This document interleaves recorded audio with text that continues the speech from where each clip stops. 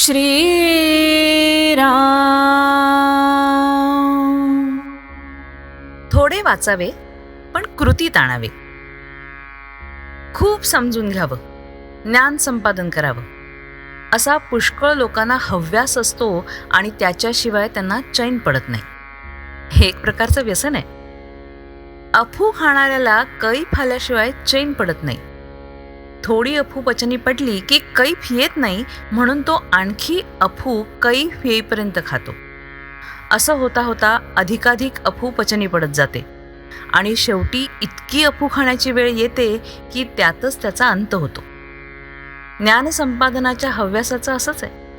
म्हणून थोडं वाचून समजून घ्यावं आणि ते कृतीत आणावं. नाहीतर जन्मभर ज्ञान संपादनातच वेळ जातो आणि कृती न झाल्या कारणाने पदरात काहीच पडत नाही. मनुष्याला पोटभर जेवायला 25-30 मिनिटं पुरेशी होतात, पण जेवलेल्या अन्नाचं पचन होण्यासाठी 5 ते 6 तास जावे लागतात. मनुष्य एकसारखा जर खातच राहिला तर त्याला अजीर्ण होऊन त्याची तब्येत बिघडेल आणि त्यातच त्याचा अंत होईल. म्हणून नुसतं वाचत बसू नये. थोडं वाचावं आणि ते कृतीत आणण्याचा प्रयत्न करावा. नुसत्या वाचनाने किंवा विषय समजून घेण्याने प्रगती होत नसते, ते कृतीत आणण्याने प्रगती होते. म्हणून केवळ समजून घेण्यापेक्षा ते कृतीत आणण्यावर भर असावा. आपलं आकुंचित मन विशाल करणं, आपण स्वार्थी आहोत ते निस्वार्थी बनणं, आणि हेच खरं वेदांताचं मर्म आहे. नुसत्या विचाराने तत्वज्ञान निश्चित होणार नाही, त्यासाठी साधना करायला पाहिजे. जग सुधारायच्या नादी लागू नका. स्वतःला सुधारा, म्हणजे जग सुधारेल. आपण सुधारलो नाही ना, तर मग जग सुधारलं जाणारच नाही. वस्तू ही सुखाचं साधन असून आपण भ्रमानेच तिला सुखरूप मानतो.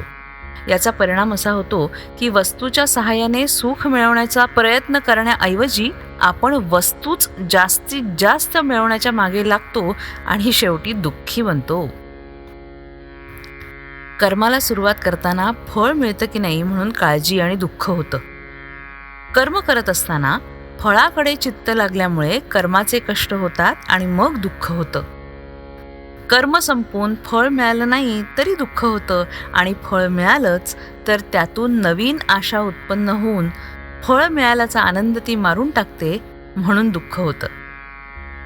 म्हणजे काय, अथपासून इतीपर्यंत दुःखच पदरात पडतं.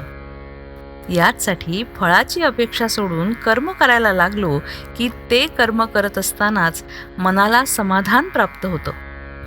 म्हणून परमार्थामध्ये रोकडा व्यवहार आहे, उधारीचा नाही, असं सगळ्यात संतांचं सांगणं आहे. श्रीराम.